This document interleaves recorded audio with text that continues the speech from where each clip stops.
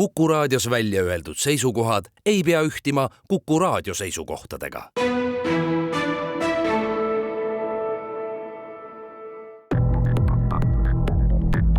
Krimiraadio. Tere taas, on teisipäev, kell on mõned minutid 1 läbi ning eetris on loomulikult värske Krimiraadio. Saadet juhivad ajakirjanikud Raul Ranne ja Karel Reisenbuk. Tänast saadet alustame üsna jäleda tõdemusega. Nimelt on internet täis pedofiile, kes jahivad teadagi meie lapsi. Võib-olla Rauli öeldu kõlab liialdusena, aga nagu on saanud siit-sealt siiski lugeda, siis viimasel ajal on tabatud neti pedofiilide suur hulk, ikkagi pannud, ma saan aru, kukalt kratsima isegi kogenud politseinikud. Selle aasta 9 kuuga nimelt on kinni peetud üle 50 neti pedofiili ning väga suure tõenäosusega lisandub aasta lõpuks veel 10. Mis siis ikkagi internetis tegelikult toimub ning kui ohus meie lapsed päriselt on ja kuidas seda kõike uuritakse? Sellest on tänases saates rääkimas Põhja ringkonnaprokuratuuri prokurör Hanna-Eliise Rähni ja Põhja politseiprefektuuri raskete kuritegude talituse grupijuht Valmar Viitak. Tere tulemast Krimiraadiosse. Tere. Tere. Me räägime siin täna peaasjalikult lapse seksuaalsest ahvatlemisest internetis. Mis see seaduse mõttes tegelikult tähendab ja millal algab kuritegu? No kui me räägime seksuaalsest ahvatlemisest, siis me eelkõige räägime just sellest, et lapsega räägitakse seksuaalsetel teemadel, saadetakse erinevaid videosi, pilte, mis on väga suure seksuaalse suunitlusega. Et siin ei ole see, et oi, sul oli täna ilus lühike seelik seljas, kuigi see võib ka muidugi omakorda ohumärk olla, aga me ikkagi räägime väga konkreetsetest seksuaalsete tegude ja fantaasiate kirjeldustest, suguelunditest, videote ja piltide saatmisest ja muidugi ka paljudelt lastelt küsitakse, et nad saadaksid endast videoid, kas siis paljaid või ka näiteks enese rahuldamisest.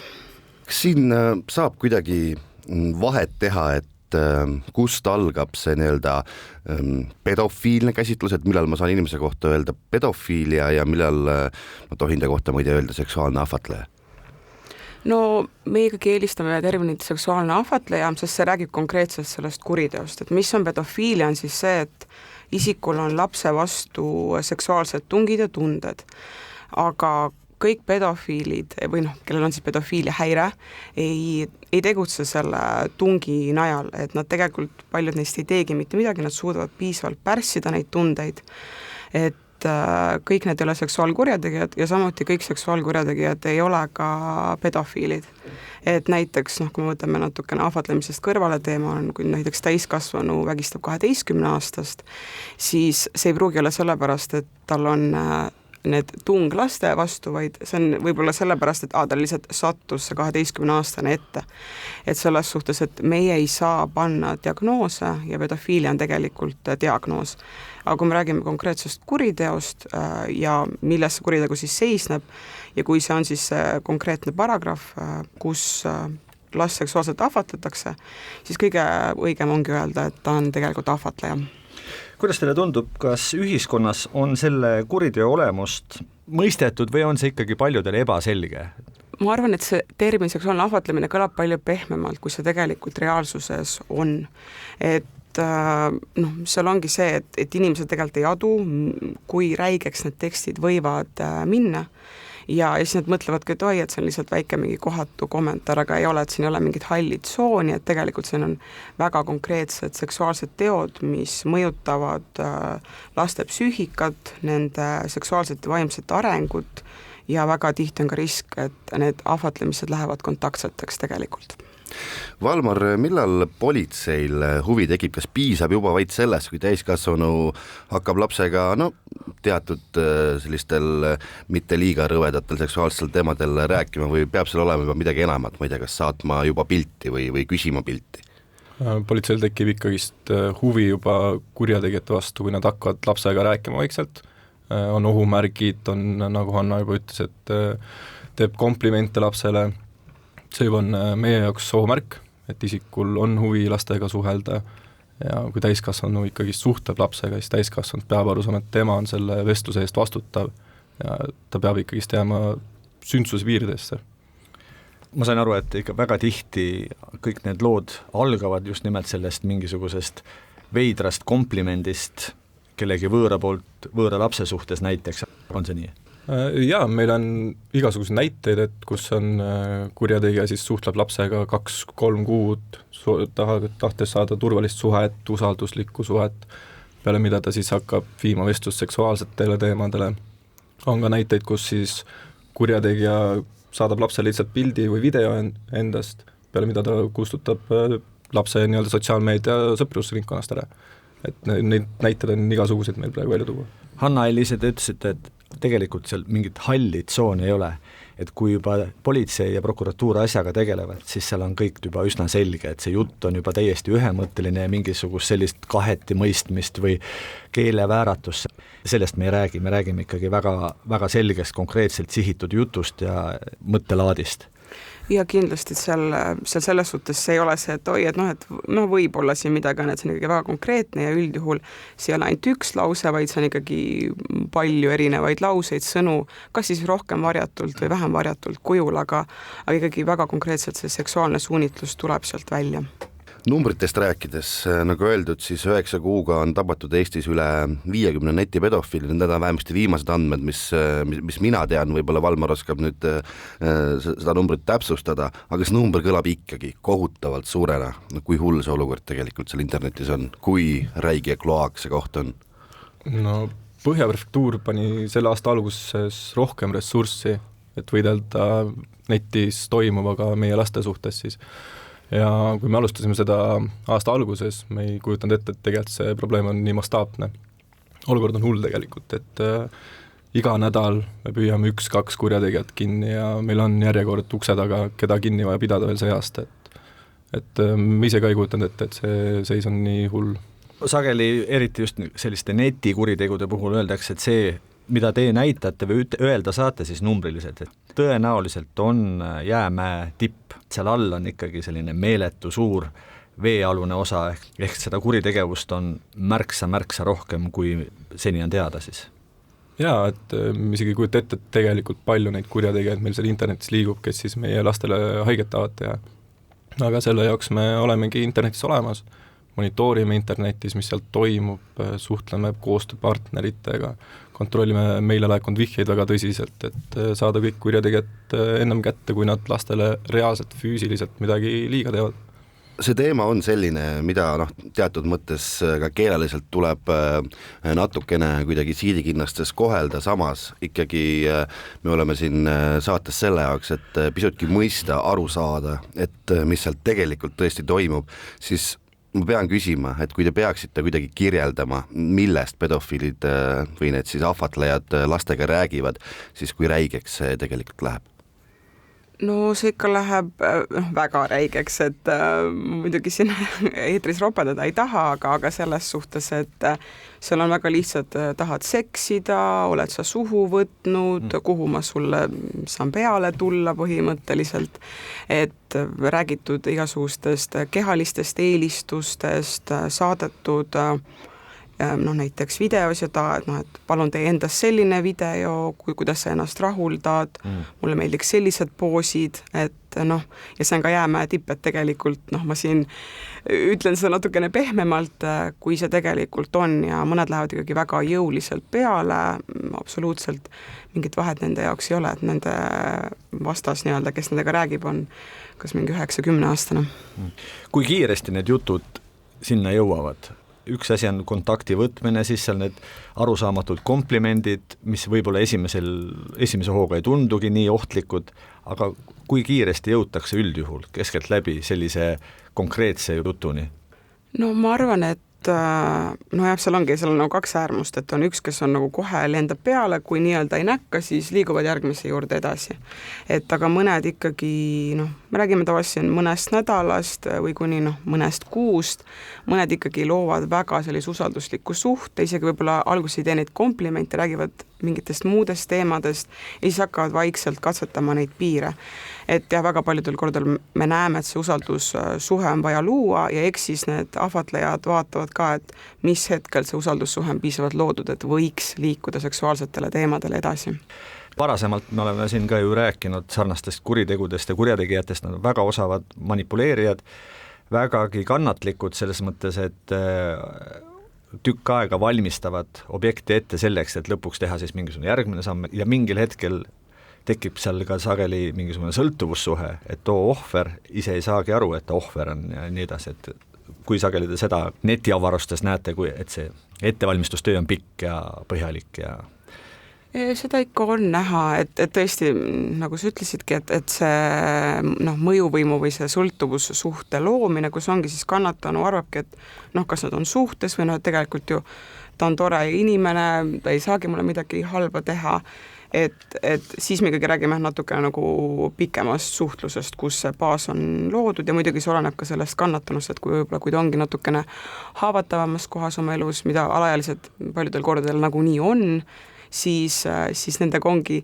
lihtsam seda suhet luua ja näidatagi, et ma olen sinu sõber või kas et meil on romantiline suhe ja tegelikult selline seksuaalne käitumine on normaalne. Aga teeme siin väikese pausi. Krimiraadio. Krimiraadio on pausilt tagasi, stuudios endiselt ajakirjanikud Raul Ranne ja Karel Reisenbuk ning täna oleme hambusse võtnud kas siis netipedofiilid või seksuaalsed ahvatlejad, kes siis aina halastamatumalt veebis lapsi jahivad. Sellest on meile rääkimas Põhja ringkonnaprokuratuuri prokurör Hanna-Eliisa Rähni ja Põhja politseiprefektuuri raskete kuritegude talituse grupijuht Valmar Viitak. Mis teid kuidagi tõeliselt jahmatanud on, kui te olete nendesse lugudesse sisse vaatanud, kas tuleb mõni selline konkreetne näide meelde? No kõigepealt jahmataski see, et see olukord on nii hull meil ja kui me vaatame, kuidas kurjategijad suhtlevad lastega, see on ka väga jahmatav ja meil on ju ka näited, et kurjategijad ei tunneta kohta ega aega ega piire, et nad tahavad lastega saada kokku Vabaduse väljaku tunnelis olles WC-s, et teha midagi seksuaalset, et see on ikka väga palju selliseid erinevaid juhtumeid on, mis paneb ikka ahhetama ja mõtlema, et millega need inimesed mõtlevad. Öelge, kas see on nüüd mul mingi selline sisetunne üksnes või see on reaalselt ka nii, et viimasel ajal on seda laadi kuritegevust rohkem, ma mõtlen siis netipedofiiliat, kui nii jämedalt väljendada? No mida aeg edasi, seda rohkem noorematel lastel, väiksematel lastel on juba nutitelefonid, internet, lapsed suhtlevad väga palju internetis erinevate inimestega, mängivad erinevates internetikeskkondades, kus on igal pool on ka kurjategijad siis olemas, et mida rohkem on lapsi internetis, seda ju kurjategijal nii-öelda suurem valik on, kellega suhtlusesse astuda. Me oleme nüüd siin rääkinud justkui umbisikulisest netipedofiilist, aga kes see selline on? Kas on võimalik kuidagi täpsemalt portreteerida, kellest me räägime? Mis tüüpi inimesed need on, kes seal netis jahivad lapsi? No konkreetset profiili kui sellist ei ole meil veel välja kujunenud. Tegemist on meesterahvastega vanuses 20–70. On olnud juhtumid, kus on pereisaga tegemist, kes siis päeval käib ilusti tööl, õhtul on enda naise juures kodus, kus on ka lapsed kodus ja kui pere läheb magama, ta võtab enda nii-öelda teise teema telefoni ja hakkab seal lastega suhtlema. On ka olemas juhusid, kus on üliõpilased, kes tahavad lastega suhelda, et konkreetset profiili ei ole. Kas te näete, et sealt jookseb läbi mingisugune ühine muster, et võib-olla inimene ei saa võib-olla sotsiaalselt hakkama või tegelikult ikkagi päriselt kuskil kõrgetel kohtadel sotsiaalselt aksepteeritud inimesed, kes sellega tegelevad?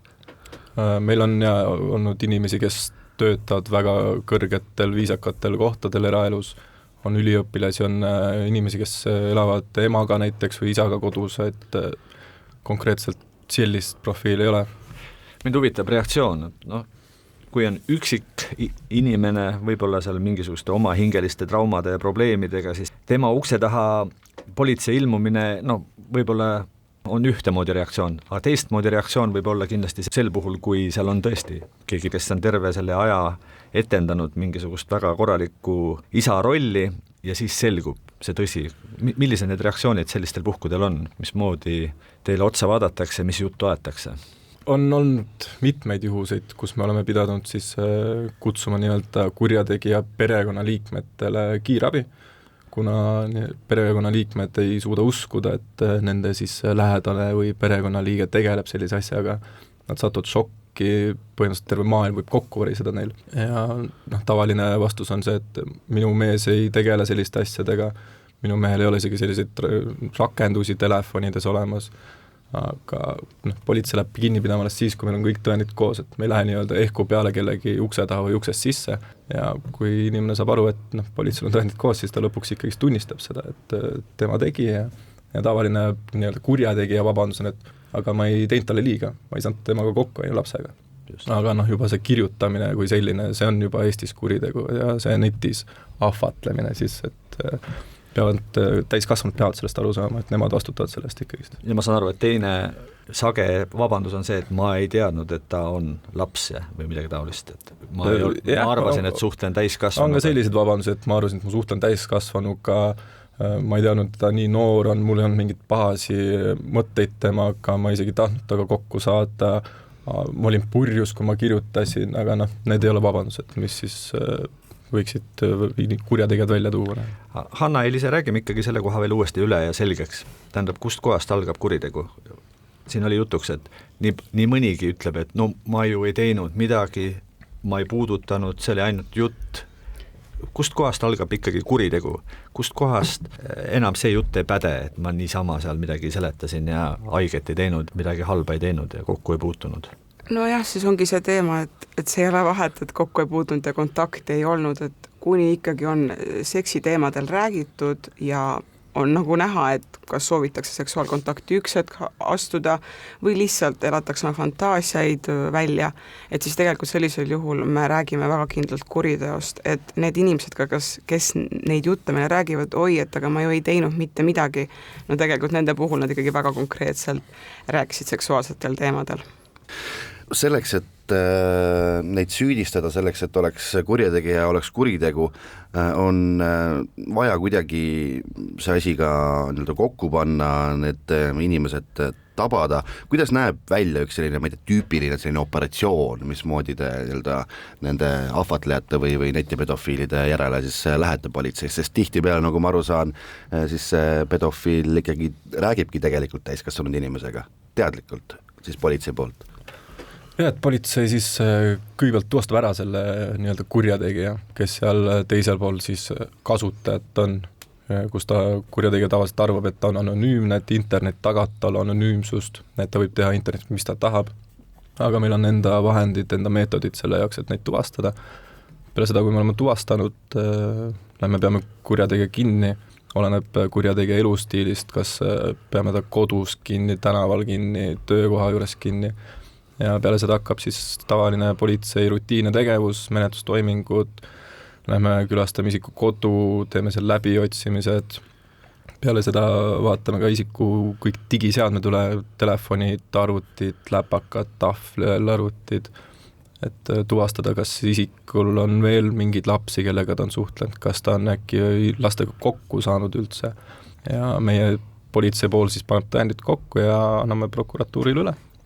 Me jõuame sinna prokuratuuri rollini ka mõne hetke pärast, aga ma saan aru, et tegelikult tihtipeale ikkagi politseinikud etendavad seda rollimängu veel, ma ei tea, kuskil oma perekonna kõrval kodus diivanil telekat vaadates või mismoodi see politseiagenditöö siis käib, et see ilmselt ei ole, et tulen kell 9 tööle ja hakkan pihta. Et politseinikud, kes seda tööd teevad, meil on 24/7 tegelikult tööl, et see on niisugune kuritööliik, kus ei ole kellaajalist tundmist, et nagu ennem juba rääkisime, et tegemist võib olla pereisaga, kes hakkab alles lastega suhtlema õhtul peale tööpäeva öösel, kui ta enda pere magab juba, samamoodi kurjategijad suhtlevad lastega ka tööl olles. Politseinikud on 24/7 olemas, toimetavad, on ka nii-öelda kodus, teevad tööd, et kas on ka selliseid tegelasi, kes on korduvalt sama kuriteo eest karistada saanud ja nad ikka jätkavad, ehk et see jutt, et ma ei teadnud, ma ei osanud, ma ei mõelnud, et see ei päde, et tegelikult seal on retsidiivsus nähtav, et see ei taandu, see kestab ja kestab ka pärast näiteks kinniistumist. Jaa, meil on see aasta ka paar üksikut näidet, kus oleme ühte sama isikut pidanud juba mitu korda kinni, aga enamus loodetavasti ikkagi saavad aru peale esimest kinnipidamist, et tegemist on kurjategijaga, et see on paha, mida nad teevad selle lastega ja nad rohkem ei tee seda. Ja teine moment, mis on ka oluline märkida, et on kahtlus, on mingisugune tunnetus, et siin on tegu netipedofiiliaga, aga ei leidu piisavalt tõendeid, et inimene saab asjata kahtluse. Kas sellised juhtumid tuleb ka ette? No see on väga tundlik teema, et kas või mingisugunegi vihje kellegi suhtes, et tal on mingisugune selline kahtlus, rikub elu. Seetõttu nii politsei kui prokuratuur peavad olema äärmiselt ettevaatlikud, kui üleüldse selle kahtlustusega välja tulevad. Kui sageli seal on see koht, et veel ei saa minna, sest ei ole päris kindel. Politsei poolt me ikkagi kogume ennem kõik tõendid kokku ja me läheme nii-öelda kindla peale isikut kinni pidama, et niimoodi ehku peale me kedagi kinni ei pea, kuna nagu ütlesime, et see on ikkagi väga delikaatne kuritegu, et ühiskonnas on väga taunitav ja kui me lähme nii-öelda ehku peale neid inimesi kogu aeg kinni pidama ja rikume tegelikult ju nende elud ka ära, kui tuleb välja, et me oleme eksinud. Selle üks kõrvalharu on ka see, et eriti peresisestes tülides, kui jagatakse näiteks lapse hooldusõigust, siis väga kergekäeliselt, mulle tundub nii, käiakse välja ka see, et isal on selline kalduvus. See on vihahoos öeldud, teinekord on tehtud ka avaldus politseisse, me teame need juhtumid, mõnedki neist on olnud ju avalikud. Kuidas nendel puhkudel käituda? Et just kui juba on süüdistus välja käidud, kahtlus välja käidud ja samal ajal veel ei ole tõendeid võib-olla.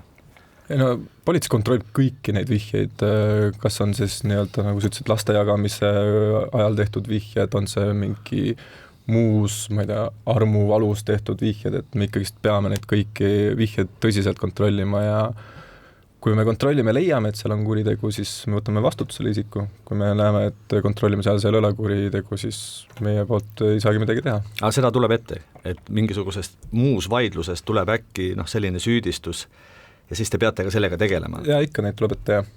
Anna-Elisa Rähni, sa noogutasid ka selle jutu peale, ei ole ka sinu töös vist väga tavapäratu, et seda kaarti kasutatakse? Ja seda kaarti kasutatakse päris, ma ei tea, kas päris tihti, aga seda ikkagi tuleb ette, kus me peame, me saame tegelikult aru, et eelduslikult see võib olla hooldusõigusega seotud teema, see ei ole ainult isegi seksuaalkuritegudes, see on ka lihtsalt laste väärkohtlemises, et seda on ikkagi natukene liiga palju, et kahjuks siis ühel vanemal, kes iganes selle süüdistuse siis teeb teise vastu, et tsiviilkohtus on mugav seda kriminaalasja paberit siis kasutada ja ka tegelikult see ilmselgelt õige ei ole ja teeb omamoodi lapsele kahju. Ühes hiljutises intervjuus ütles Põhja prefektuuri raskete kuritegude talituse juht Elari Haugas, et koostöös prokuratuuriga võetakse vastu julgeid otsuseid. Mis see tähendab siis, et kui on vaja, joostakse mees igaks juhuks politsei poolt juba jaos enne maha ja siis hakatakse alles arvuteid vaatama ja tõendeid koguma või? No kindlasti mitte, et alguses me oleme kindlad, et mingi kuritegu on seal toime pandud, me lähme siis isikut kinni pidama, läbi otsima, vaatame, kas sealt tuleb veel midagi välja, aga tõesti, kui selgub, et näiteks inimene ka peale kriminaalmenetluse alustamist ikkagi jätkab oma tegudega või ongi seal meeletus koguses näiteks lapspornot, et siis me teeme väga tihedat koostööd, et materjalid väga ruttu kokku saada ja siis kas või kohtult vahistamist taotleda. Aga teeme siin väikese pausi.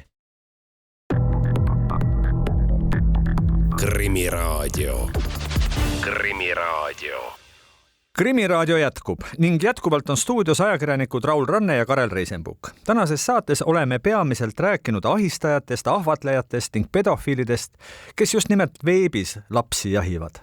Sellest, kuidas sedalaadi kuritegude vastu võideldakse, on meile rääkimas Põhja ringkonnaprokuratuuri prokurör Anna-Elisa Rähni ja Põhja politseiprefektuuri raskete kuritegude talituse grupijuht Valmar Viitak.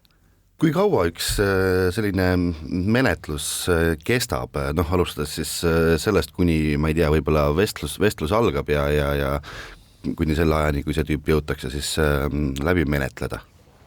No seal on lihtsalt see, et kui isik võetakse kinni, võetakse seadmed ära, siis seal ikkagi väga palju oleneb sellest ka, kui palju neid seadmeid on, et kui isikud juba näitavad oma seksuaalse ahvatlemisega, et neil on laste vastu huvi, siis võib ka olla eeldus, et äkki nendes seadmetes leidub midagi, kas tõesti teiste kannatanutega vestluseid või siis näiteks lapspornot. Paratamatult nende seadmete läbivaatamine ja analüüsimine võtab päris pikalt aega, ehk siis siin on natukene raske öelda, et tõesti oleneb sellest, kui palju seadmeid seal on ja kui palju see nii-öelda kohtueelne menetlus aega võtab ja siis, kui see juba jõuab ükskord prokuratuuri, eks siis me saame ka suhteliselt kiiresti neid otsuseid teha. Siin viimastel aastatel tõstis pead noorte enda algatuslikud mingid grupid, kes ajasid pedofiile taga, et nad ise otsisid nad välja, tuvastasid ja siis kutsusid kohtumisele ja siis mõistsid ka kohut. Kuidas te sellisesse nähtusesse suhtute ja mida neist üldse arvata, nendest pedomentidest ja kuidas nad seal ka ennast kutsusid veel? Jah, nad nagu inimesed võivad arvata, et nad käituvad väga õilsal eesmärgil, aga tegelikult reaalsus on natukene teine, et õigusega ja nende kriminaaliste lahendamisega meil on ikkagi mõeldud, et nendega tegelevad õiguskaitseorganid ja õigust mõistab tegelikult kohus.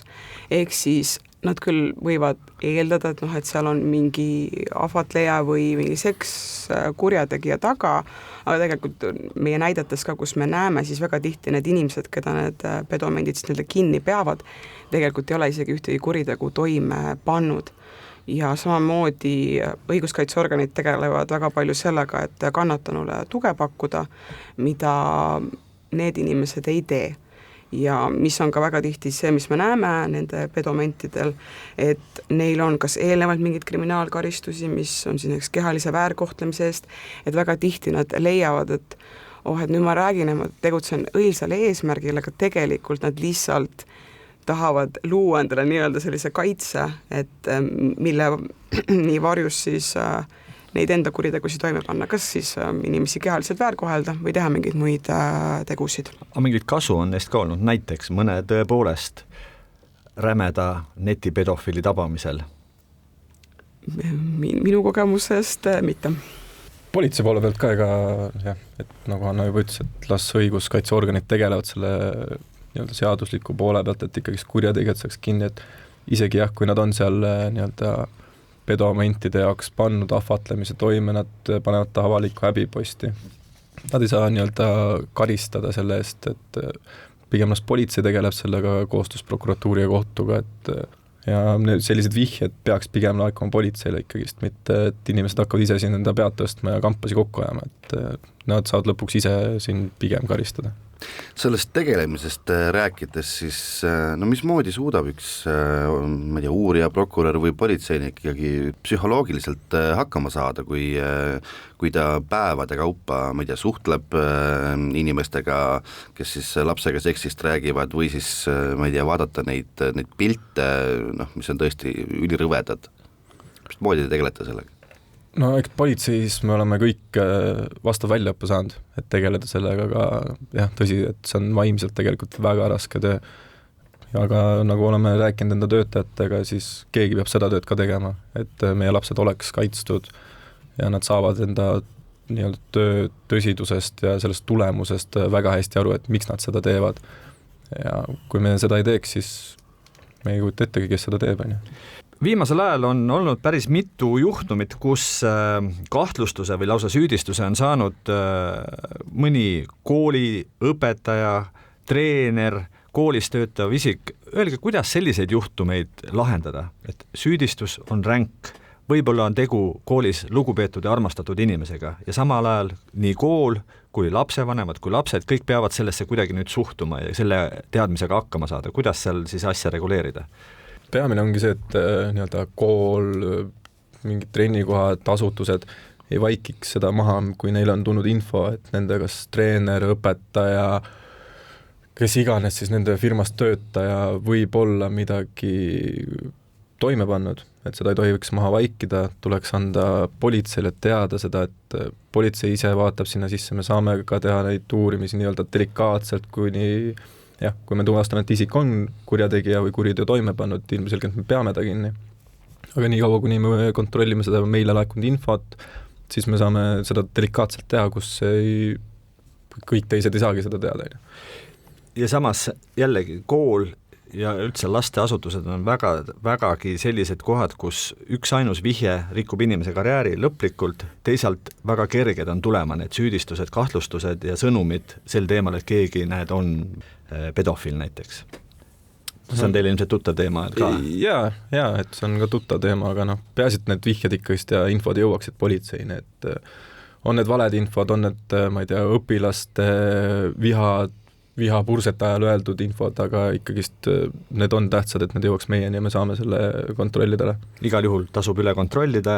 Jaa, absoluutselt, et on mingid ohumärgid juba, on mingid jutud liikvel, et tuleb ikkagist teada anda, et me saaksime ära kontrollida selle. Kui sageli te märkate, et asutus, siis kas kool, lasteaed, spordikool ei taha sellega tegeleda, püüab varjata, püüab kogu seda skandaali summutada? No me oleme näinud seda ja et öeldaksegi, et see ei toimunud meie koolist, see ei toimunud trenni ajal, see ei toimunud meie majas, et mis me ikka sellest umbes teada anname, et tegemist on väga staažika töötajaga, keda kõik armastavad, kes töötab hästi, et me ei taha temast ilma jääda, aga see ei ole vabandus, et tegemist on kurjategijaga ja kellest tuleb teada anda. Peame lõpetuseks rääkima üle asja, millest on tegelikult väga palju räägitud, aga kordamine ei tee kunagi halba. Mida lapsevanemad saavad siiski teha, et nende lapsed tänapäeval, kus igal lapsel on taskus telefon vähemalt, ei satuks pedofiilide püünistesse või ei satuks nendega suhtlema? Et lapsevanemad peaksid enda last usaldama esiteks. Nad peaksid lapsega looma väga usaldusliku suhte, et uurima, millega laps seal internetis tegeleb, kellega ta suhtleb. Kui laps tuleb, räägib, et kuule, keegi onu kirjutas mulle midagi, tuleb last uskuda. Et ei ole see, et et ära kujuta endale umbes ette, et kui laps sellist asja räägib juba, võtke politseiga ühendust. Ja pluss last ei tohiks karistada, kui ta ütlebki, et tõesti mingi onuga olen rääkinud. Et lapse jaoks see võib olla nii-öelda mingil hetkel mäng, laps ei tunneta neid piire, aga jätkuvalt see kurjategija peab tunnetama neid piire. Ja ma eeldan, et tegelikult kohtus ju selliseid asju tõestada nüüd maru keeruline ei ole, sellepärast, et internetis on ikka kõigest jälg maas või eksin?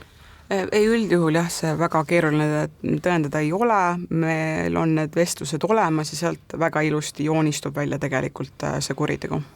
Põhja-Ringkonna prokuratuuri prokurör Anna-Eliisa Rähni ja Põhja-Politsei prefektuuri raskete kuritegude talituse grupijuht Valmar Viitak, aitäh Krimiraadiosse tulemast ja sellest üsna keerulisest teemast rääkimast. Meie teeme siin nüüd taas ühe pausi ja siis oleme peagi tagasi. Krimiraadio. Krimiraadio on pausilt tagasi. Stuudios on ajakirjanikud Raul Ranne ja Karel Reisenbuk. Nagu enne pausi sai lubatud, vahetame saate viimaseks veerandiks teemat. Räägime pisut narkoasjadest. Möödunud nädal tõi uudise, et Rakveres, mida on kutsutud ka kokaiini pealinnaks, võeti vahele noor mees, keda kahtlustataksegi suures koguses kokaiini käitlemises. Kellega tegu, mismoodi noor diiler vahele võeti ning mis Virumaa pealinna narkopildis muutub. Selleks, et neile küsimustele vastused saada, oleme ühendust võtnud Idaprefektuuri kriminaalbüroo narko- ja organiseeritud kuritegude talituse juhi Dmitri Gabanoviga. Tere tulemast Krimiraadiosse. Tere. Dmitri, öelge, kui mõjuka ja aktiivse narkoärika te siis vahele võtsite? Kui suured need kogused olid, mis te leidsite tema kodust? Tõepoolest, et võtsime kinni 24-aastane noormehe, kelle juures läbiotsimiste käigus avastasime ja võtsime ära umbes 130 grammi kokaiini. Leiame, et tänavadilleri vaates on arvestatav kogus ja eelkõige seetõttu, et sellise kogusega oleks saanud tekitada narkojoobe ligikaudu 2000 inimesele. Kas ta oli juba varem teil kuidagi radaril, te teadsite, et ta tegutseb, nüüd oli küsimus, et ta vahele võtta või kuidas? Ausalt öeldes see isik ei ole varasemalt selliste tegevuste eest kriminaalkorras karistatud küll, aga oleme varasemalt omandanud tema kohta teavet, mis viitas sellele, et see isik võib tõesti tegeleda kokaiini müügiga eelkõige Lääne-Virumaal. Mismoodi te talle jälile saite?